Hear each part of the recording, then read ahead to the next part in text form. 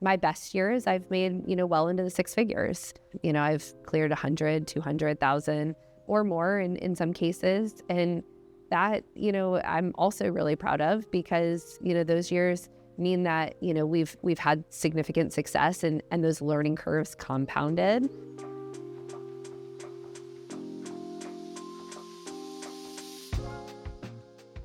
My first professional interview was pretty funny, actually. So I applied online at, Career Builder or something, whatever. And I was in California, kind of taking like a sabbatical, so to speak. I was hanging out. My brother was going to school there. I did my first phone call and they offered me a second interview, but I was in California. So the girl on the phone, her name was Holly. She said, hey, can you get here tomorrow? And there was no way I was going to do that, but I could take the red eye. And so I flew from California to Cincinnati, Ohio, bought clothes like in the airport that were 2 sizes too big. My flight was late, so I showed up an hour and a half late to my interview. I had taken a taxi from the airport directly to, the interview with my luggage in tow, no resume, with flip-flops on, no suit, and clothes I had bought in the airport 2 sizes too big. So to say that it was a little backwards is, an understatement. And then I was trying to sell myself to this guy who was interviewing me and telling him that I was going to be a great candidate. And all he kept saying is why. And it makes total sense why he was asking that, because I did not look like a great candidate, I'm sure, from a mile away with my luggage, during an interview. I mean, truthfully speaking, I don't think, to start with, that's what I was really looking for. What drew me to an entrepreneurial business was not entrepreneurialism at first, to be honest. I applied to just join a company. I was going to actually go back to school and get my master's degree in the medical field.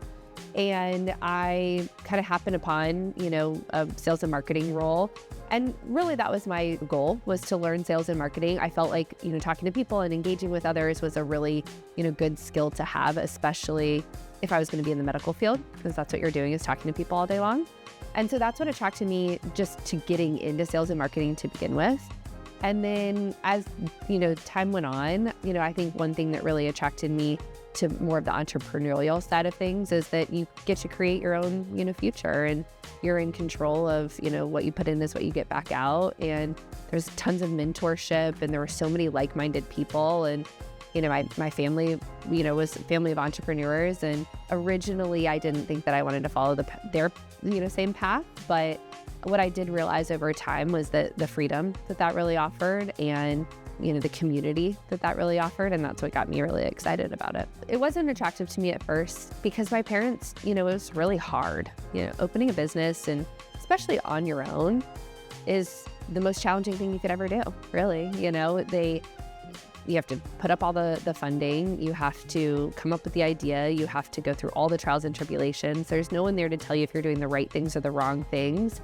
And then, it's your life on the line, once that business opens, and it's a grind, and it's every day, and it's all day long, and it's 24/7. And if you succeed, that's great, but most businesses don't. And it takes a really, really long time to recoup any sort of, investment. My parents started a business in 2001, and I was 11 years old. So, every holiday, every weekend, everything I can ever remember, I was at the business. I was bagging ice, or I was, cleaning store shelves, or I was sweeping, or, I was hanging out in the back eating a sub sandwich, waiting for my dad to be done, with work. Like that's what I remember until I was 18 and went to college. So I watched that, and I respected it, and I appreciated it, and it helped me so much in life. And, obviously my dad, helped me in college and all of that because of the business, but I wasn't leaping at the opportunity to be, glued to something 24/7,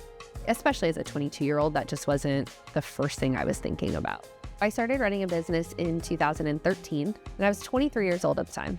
So I was horrible, like very bad. And I think I'm still growing. I don't think I'm great at everything I do today. I would say that I think it probably took me, 4 or 5 years before I really felt like I knew what I was doing. But I think that's the best part of owning a company, is that every day is a new challenge. And just because you've dealt with one problem and you know what's coming, it's different. And so every day you get to experience something new and you get to, put your problem solving to the test. I think I'm still getting the hang of it today because you go through new experiences and you expand business and you go for new challenges. So it's a constant learning curve. I wanted to throw in the towel a lot. I actually did quit several times. So, I put in, right when I started in sales and marketing, I put in my 2-week notice after 2 weeks. I did not think that I was going to be good at this. And, in retrospect, the 34-year-old me can look at the 22-year-old me and go, man, I was so impulsive and immature. And I just didn't realize the number one thing, which is you're bad at everything you start for the first time. And at the time, I just couldn't see that. And so I was very bad and quit and didn't want to do sales and marketing. Then I thankfully came to my senses through a lot of, people educating me and talking to me and I think hearing me out. And I finally got pretty decent at sales and marketing, but that didn't come without challenges along the way. I experienced some, trials and tribulations in 2015. And I wanted to quit again because when it's hard, it's just easier to run in the opposite direction. And so I'm thankful that I didn't. But then in 2020, COVID was really, really tough on the business that I was running at the time. And it would have been a lot easier just to fold at that point in time. And I don't think anyone would have looked at me differently had I. But I think, something that I've always, seen is that if you quit when things are tough, there's always that regret, that what if moment. And I didn't want to have any of those. So I'm really glad I didn't. And I think somebody said this to me a really long time ago. They said, quit on your best day, not on your worst day. And I'm really glad that I lived by that, because if you quit on your worst day, you're just making a really emotional and irrational decision. And if you quit on your best day, then it's the right choice. And I've never wanted to quit on my best day. In my worst year running a business, I broke even, which honestly is probably the best thing ever, because the reality is if a business is going to succeed, most businesses, it takes somewhere between 3 to 5 years to turn a profit. So breaking even means you don't owe your lenders anything. And of course, I didn't have any lenders, when I started my company, but to break even meant that I wasn't losing and my business wasn't going under. And so those are years I am really proud of, even though they didn't have giant zeros, attached to the bank account, because I learned and I was able to keep my business afloat. My best years, I've made, well into the 6 figures. I've cleared 100, 200,000 or more in some cases. And that, I'm also really proud of, because, those years mean that, we've had significant success and those learning curves compounded.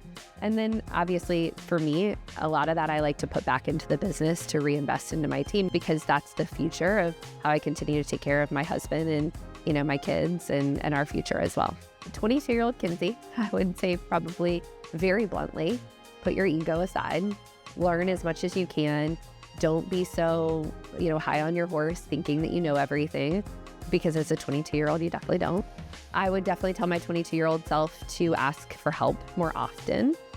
Go to people that are smarter, that have gone through the experiences more, that have seen the ups and downs, and just ask for their advice before I have to go through it on my own. One thing about business is you're really not on an island, even though sometimes you might feel like you are.